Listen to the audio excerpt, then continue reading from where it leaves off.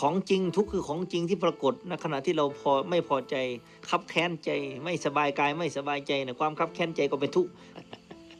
นั่นแหละคือของจริงนะทุกข์นะ ของจริง นั่นนี่ทีนี้เห็นทุกข์แล้วคลายทุกข์ยังไงจะแก้ไขมันยังไงนะทุกข์มันเป็นแค่อาการอาตมาบอกแล้วว่าทุกข์เนี่ยมันดับไม่ได้ ทุกข์มันเป็นอาการที่เราเข้าไปยึดมั่นถือมั่นมันก็เลยทุกข์เห็นไหมนี่ถ้าเราไม่มีเราสักอย่างมันจะทุกข์ไหมที่เนี่ยที่ไอ้ลินป่วยนี่ทำไมทุกข์จังอ่ะทีนี้นะตอมป่วยไม่เห็นทุกข์อ่ะก็มันไม่ใช่ลูกกู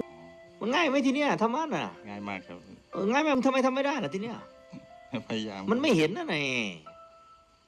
มันไม่ใช่ว่าเราไม่เสียใจ ไม่ใช่ว่าเราไม่ทุกข์ใจไม่ใช่ เห็นอาการทุกข์ว่ามันเป็นการยึดมั่นถือมั่นก็ไม่เข้าไปยึดมันก็ไม่ทุกข์เนี่ยเห็นไหมพอลูกไม่สบายทำไงก็ไปดูแลก็แค่นั้นแหละแต่จะให้โอ้โหเป็นยังไงนะลูกไหมนั่นน่ะมันทุกข์น่ะเทนเนรตอม